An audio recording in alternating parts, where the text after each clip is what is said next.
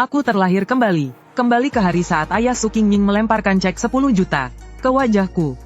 Aku merobek cek itu hingga hancur. Cinta sejati tak ternilai, namun yang kudapat hanyalah senyum dingin penuh hina di sudut bibirnya, serta tatapan Su Qingming yang semakin membeku. 10 tahun setelah itu, aku hidup hina bagaikan debu, mati-matian mengejar bayang punggungnya, hingga akhirnya di sebuah jamuan bisnis. Demi melindunginya, aku ditikam mati oleh lawan di gang gelap. Sebelum mati, yang kulihat tetap wajahnya yang datar tanpa emosi. Seolah aku hanyalah orang asing tak berarti. Kali ini, aku tak mau lagi jadi anjing penjilat yang berakhir tanpa apapun. Karena itu, aku dengan tenang mengulurkan tangan, dan menerima cek itu. Aku mengangkat kepala menatap Su Jiangwo. Di wajahku terukir senyum yang amat cerah. Bahkan mengandung sedikit rasa terima kasih. Terima kasih paman. Suaraku tidak keras, namun bagaikan petir yang meledak di ruang VIP mewah ini.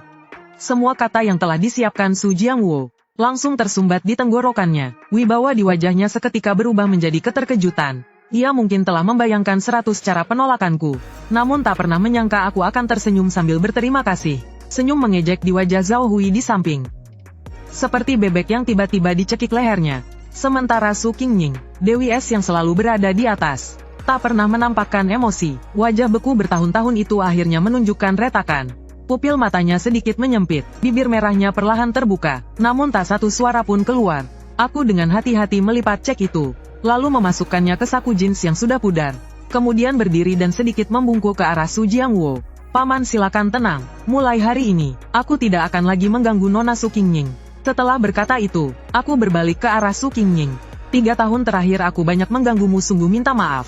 Semoga masa depanmu cerah dan jalannya lancar. Tubuh Su Qingming bergetar sangat samar. Akhirnya ia benar-benar menatapku. Di mata indah itu tak lagi ada dingin, melainkan keterkejutan yang amat pekat, serta kerumitan yang tak kupahami. Belum sempat ia berbicara, aku sudah berbalik hendak pergi. Chen An, kukira kau punya harga diri. Ternyata, hanya pengejar uang tak bertulang. 10 tahun perasaan dijual dengan 10 juta.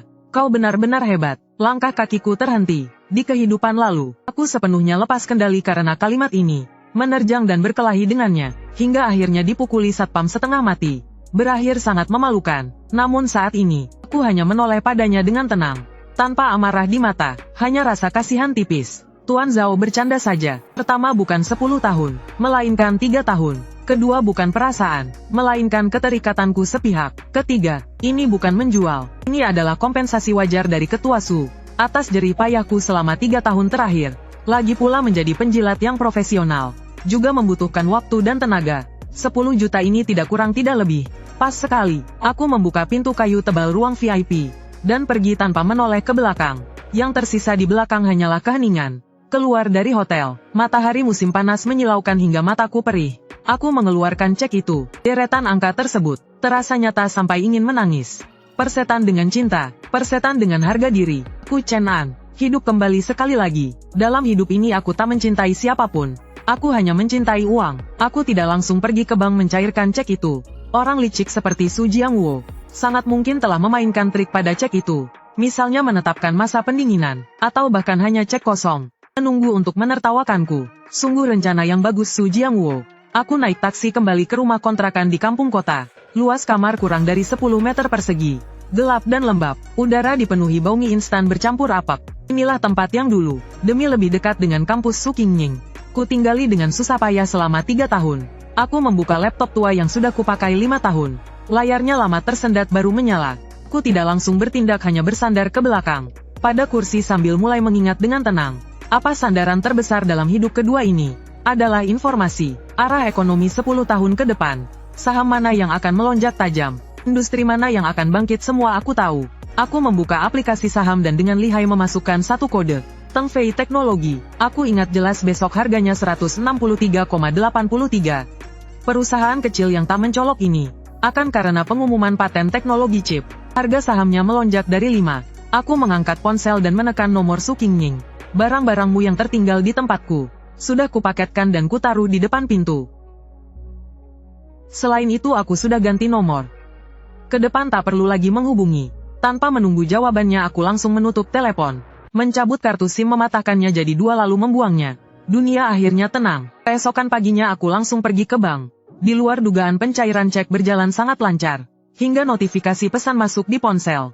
Saldo bertambah dengan deretan nol panjang. Barulah aku benar-benar yakin hidupku akan dimulai ulang. Tanpa ragu sedikit pun, aku mentransfer 9.900.000 ke akun sekuritas. Pembeli penuh saham Tengfei Teknologi. Keluar dari kantor sekuritas tubuhku terasa ringan. Selanjutnya aku hanya perlu menunggu. Aku tidak kembali ke kontrakan berjamur itu, melainkan pergi ke hotel terbaik di pusat kota. Membuka satu suite eksekutif. Berendam di bak sambil minum sampahnya dingin. Memandang gemerlap malam kota Yun terasa seperti mimpi. Di kehidupan lalu aku hanya bisa berdiri di luar hotel seperti ini.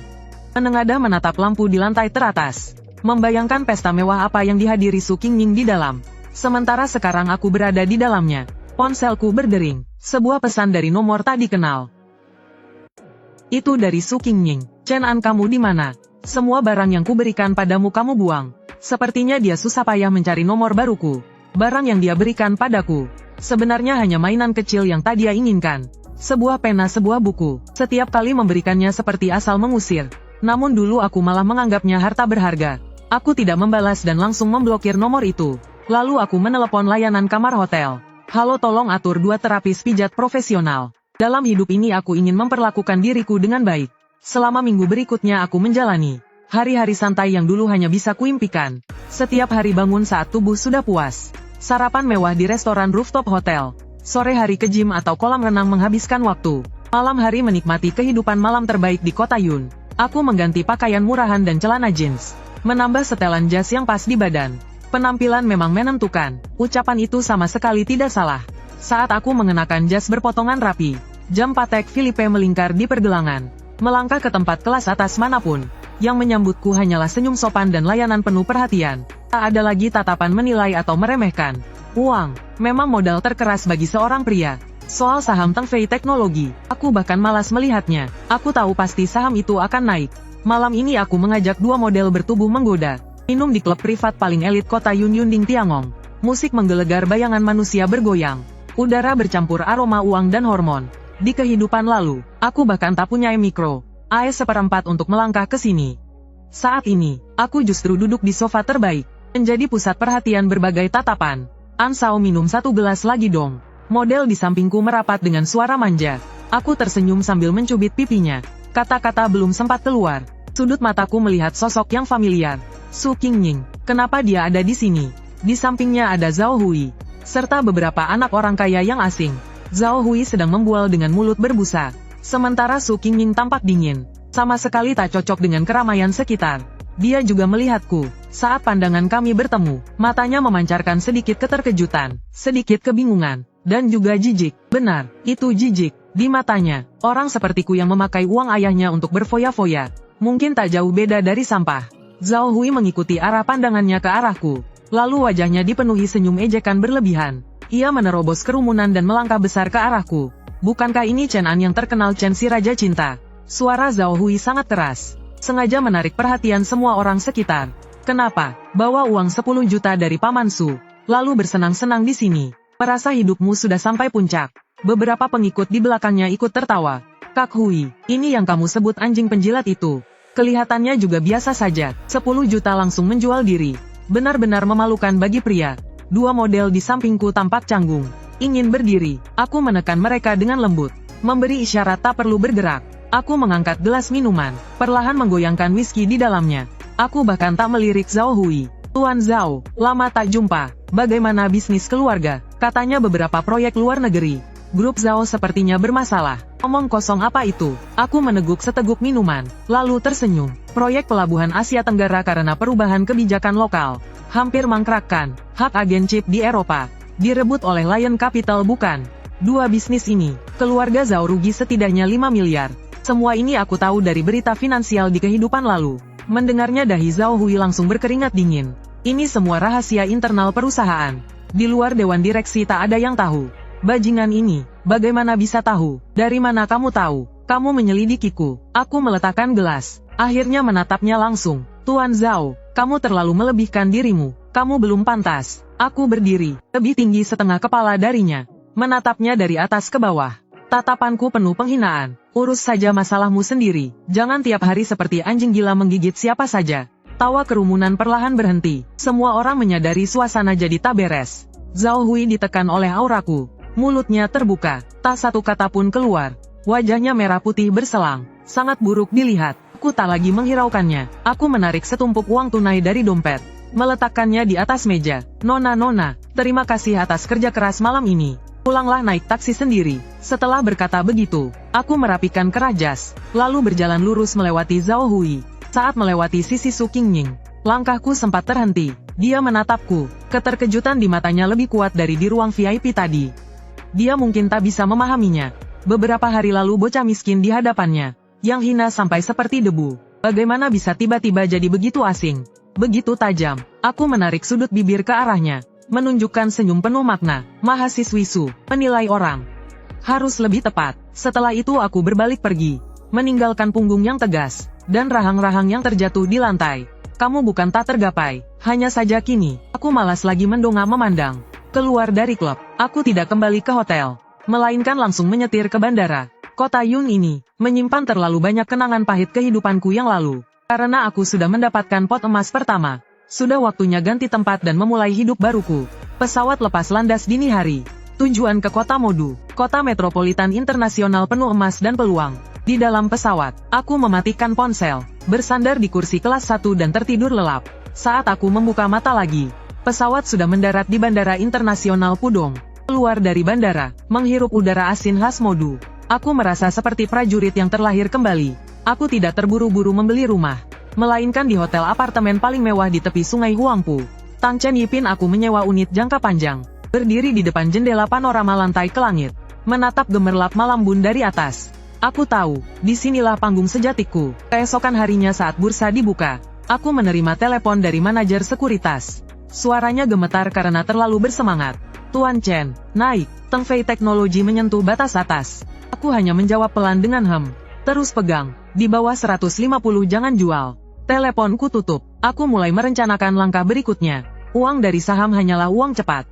Fondasinya tidak stabil. Aku ingin membangun kerajaan bisnisku sendiri.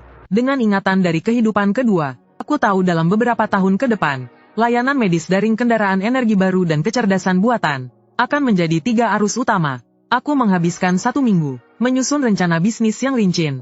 Aku akan mendirikan sebuah perusahaan investasi, yang khusus membidik startup berpotensi besar. Sebulan kemudian, harga saham Teng Fei Teknologi, seperti yang kuduga, melonjak gila-gilaan hingga 150. Dana di rekeningku, juga dari awal 9,9 juta, berubah menjadi angka yang bahkan membuatku terperangah. 300 juta, tanpa ragu aku memilih menjual habis. Mengamankan keuntungan. Dengan modal awal ini, Wang Chao Capital milikku resmi berdiri di Modu. Kantornya berada di puncak Shanghai World Financial Center Lujiazui, berseberangan sungai dengan Menara Oriental Pearl. Aku mulai merekrut pasukan, dengan gaji jauh di atas standar industri, menarik analis dan trader terbaik dari bank investasi besar. Pada awalnya, para elit itu terhadapku yang masih 20 tahunan cukup banyak komentar. Namun setelah aku tepat memprediksi 3 kali sirkuit breaker saham AS, dan memimpin mereka melakukan short, dalam sehari meraup 50 juta dolar AS. Semua orang pun bungkam, tatapan mereka padaku, berubah dari ragu menjadi hormat. Akhirnya menjadi pemujaan fanatik. Di mata mereka, aku bukan bos, melainkan dewa. Hidupku pun semakin sibuk. Setiap hari rapat tak ada habisnya. Laporan yang tak ada habisnya. Pertemuan yang tak ada habisnya. Perlahan aku melupakan Yun Cheng, melupakan Su Qingning, melupakan masa lalu yang memalukan. Hingga suatu hari, sekretaris menyerahkan sebuah undangan kepadaku. Minggu depan di pusat pameran Shenzhen, akan ada sebuah konferensi bisnis internasional. Ini adalah undangan dari pihak penyelenggara. Aku menerimanya dan melirik sekilas. Saat pandanganku jatuh pada daftar penyelenggara pendamping, jariku sedikit terhenti. Grup Su, benar-benar terus membayangi. Tolak saja untukku. Sekretaris tampak sedikit serba salah. Hampir setengah perusahaan Fortune Global 500 hadir. Dan Tuan Li dari pihak penyelenggara. Secara khusus berharap Anda bisa hadir. Tuan Li, putra orang terkaya Sianggang. Aku mengerutkan kening. Orang ini, di kehidupan lalu hanya kulihat di berita. Kini justru menyebut namaku ingin bertemu. Sepertinya Wang Chao Capital milikku, sudah menyebar namanya di Modu. Kalau begitu aku akan pergi. Aku juga ingin melihat, saat bertemu lagi, seperti apa ekspresi orang-orang dari keluarga Su nanti.